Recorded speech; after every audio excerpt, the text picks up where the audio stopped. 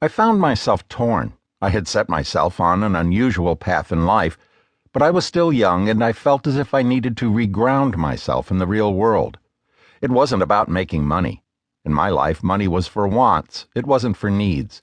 It was more a sense of trying to feel like I belonged to something concrete, so to speak.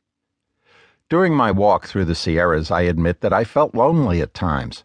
I loved what I was learning in the wilderness and how the wilds responded to me and I to them.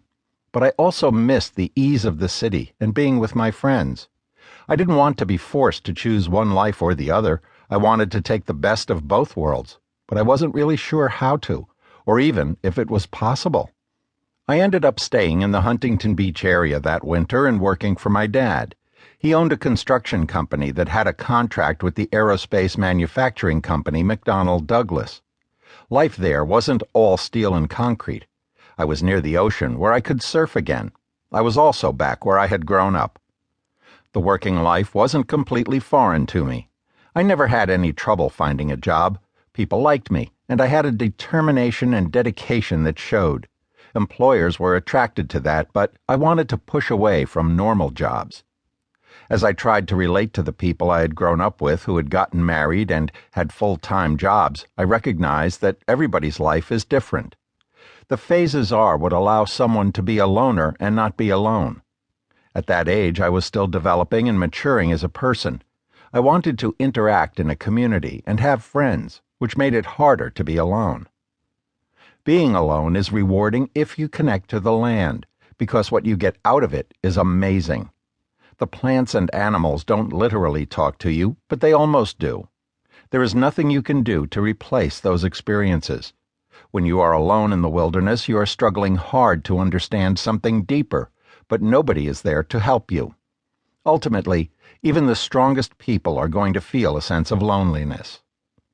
The mental fortitude and patience it takes to be alone are way beyond what most people are capable of.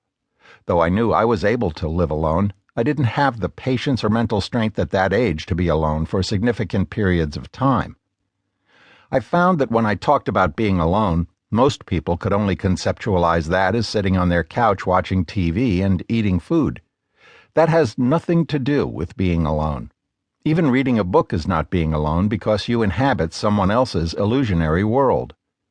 But being alone in the wilderness is something else entirely. There is no escape. You must be immersed and present with everything that is going on around you.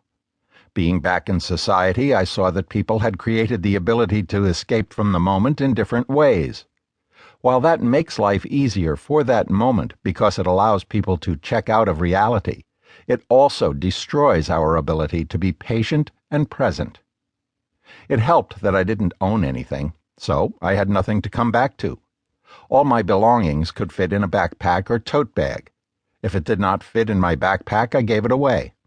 My only real connections were with friends or directly with the land, so for me to wander off on my own was easy.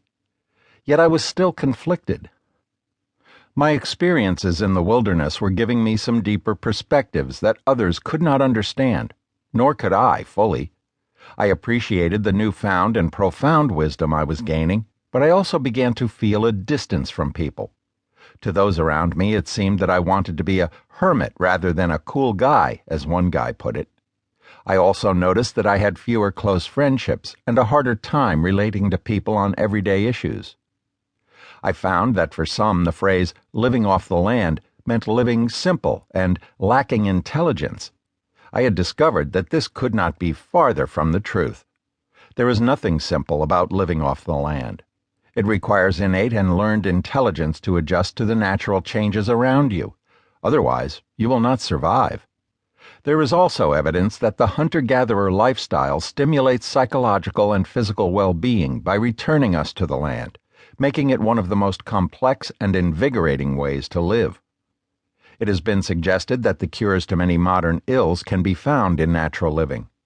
The renowned naturalist and ecologist Paul Shepard conducted some of the definitive studies on early nature-based cultures. He concluded that humans, who, over the millennia, have spent nearly all of their